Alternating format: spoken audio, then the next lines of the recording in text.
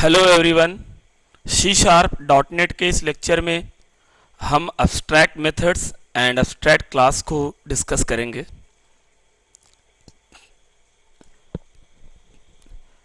Abstract method वो method होते हैं जिनकी उनके क्लास के कॉन्टेक्स्ट में डेफिनेशन नहीं होती है। मीनिंग कि a method is said to be abstract for which there is no definition in the context of its own class. जैसे हमारा शेप क्लास है, शेप क्लास के कॉन्टेक्स्ट में एरिया फंक्शन की डेफिनेशन नहीं होगी। अगर हम आपसे पूछें शेप का एरिया क्या होता है तो आप नहीं बता पाओगे। अगर हम आपसे पूछें अच्छा रेक्टेंगल का क्या होता है आप बता लोगे, जबकि रेक्टेंगल इज अ शेप।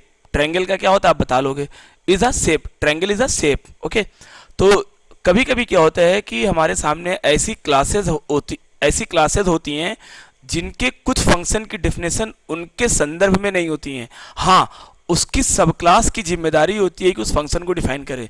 जैसे शेप के कॉन्टेक्स्ट में एरिया का डेफिनेशन नहीं है, लेकिन सर्कल, रेक्टेंगल, ट्रायंगल की रिस्पॉन्सिबिलिटी है कि एरिया को डिफाइन करे।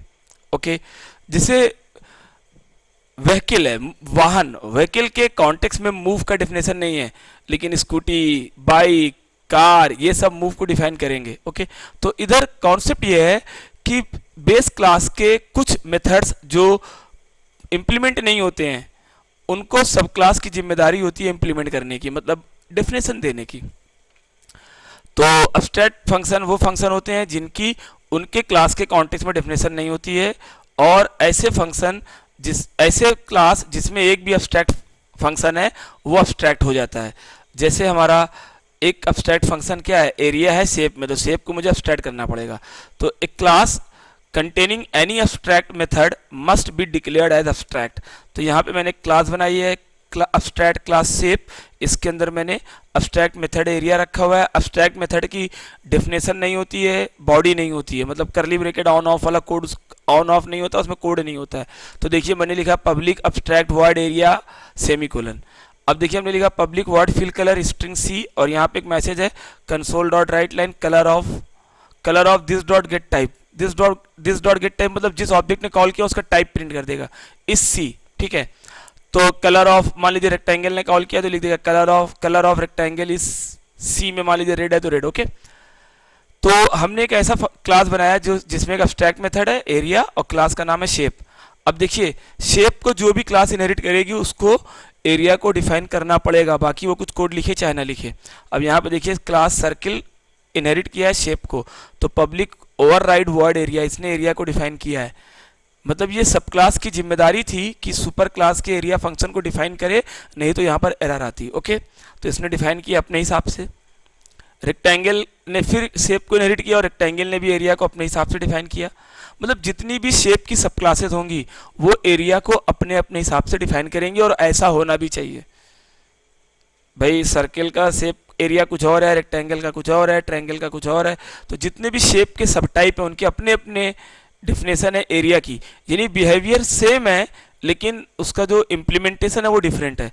मतलब same function with different implementation, और ये डिफरेंट सब क्लास वर्जन, मतलब इस function with different version inside different सब क्लासेस। तो there is area function in our case which has different definition in different subclasses, and the shape class contains its abstract declaration only. Okay, ऐसा करते क्यों है? Run time polymorphism को achieve करने के लिए हम लोग शेप क्लास का रेफरेंस बनाएंगे और उसमें डिफरेंट शेप के जो सब टाइप्स हैं उनके ऑब्जेक्ट को होल्ड करेंगे, और उसके थ्रू उनके फंक्शन को, उसके थ्रू जो कॉमन फंक्शन उसको कॉल करेंगे, तो जो डिफरेंट इम्प्लीमेंटेशन है वो कॉल होगा। देखिए हमने यहाँ लिखा शेप एस, फिर लिखा circle C is new circle, rectangle R is new rectangle, फिर हमने लिखा एस इज आर, तो एस में करेंटली आर होल्ड है। हमने लिखा एस डॉट एरिया, तो रेक्टेंगल वाला एरिया कॉल होगा। फिर हमने लिखा S dot fill colour red, तो red S dot fill colour कौन सा चलेगा, शेप वाला। ओके, और C is to S is to C, तो एस में अब सर्कल आ गया, एस डॉट एरिया तो सर्कल वाला चलेगा एरिया, और S dot fill colour green, तो ये कौन सा चलेगा, शेप वाला, क्योंकि जो हमारा फिल कलर है उसकी डेफिनेशन मैंने शेप में रखी हुई है। यानी कि शेप ऐसा क्लास है जो अब्स्ट्रैक्ट है, और अब्स्ट्रैक्ट क्लास में कुछ फंक्शन अब्स्ट्रैक्ट हो सकते हैं और कुछ जनरल फंक्शन हो सकते हैं, यानी कॉन्क्रीट फंक्शन मीन्स कि जिसकी डेफिनेशन होए। ओके, तो यहाँ पे हमने ये देखा S dot area S dot area rectangle का एरिया निकाल रहा है, यहाँ पे हमने देखा एस डॉट एरिया सर्कल का एरिया निकाल रहा है। तो S dot area same message है, वो कभी सर्कल कभी रेक्टेंगल कभी ट्रायंगल का एरिया निकालेगा। This is called run time polymorphism. Run time polymorphism means की फंक्शन कॉल अपनी डेफिनेशन से लिंक होगा रन टाइम पे, कंपाइल टाइम पे नहीं। मतलब ये वाला S dot area run time पे रेक्टेंगल वाले एरिया से लिंक होगा, और ये वाला S dot area run time पे ये वाला S dot area run time पे सर्कल वाले एरिया से लिंक होगा। ओके, तो इसको हम लोग कहते हैं डायनेमिक पॉलीमॉर्फिज्म या डायनेमिक मेथड डिस्पैच। ओके, अब मैं इसको रन करा के आपको दिखा रहा हूं। देखिए, area is equal to L into B, पहले रेक्टेंगल का, फिर उसके बाद कलर कॉल किया ना, fill colour of abstract demo one dot rectangle is red. Actually abstract demo one हमारी नेम स्पेस का नाम है। Area is equal to 3.14 into R into R, फिर क्या है, ये सर्कल वाला हो गया एरिया, फिर colour of abstract demo one dot circle is green. Okay, ऐसा। तो ये हमारा रहा क्या, अब्स्ट्रैक्ट क्लास विद एग्जाम्पल। देखिए, इसको मैं एक बार स्क्रॉल कर दे रहा हूं, आप देख लीजिए। मतलब अब्स्ट्रैक्ट क्लास ऐसी क्लास होती है जो सब क्लास की रिस्पॉन्सिबिलिटी होती है।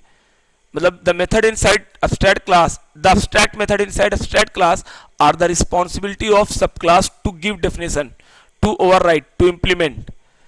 ओके, तो अभी इस लेक्चर में हम लोग इतना ही रखेंगे। Thank you.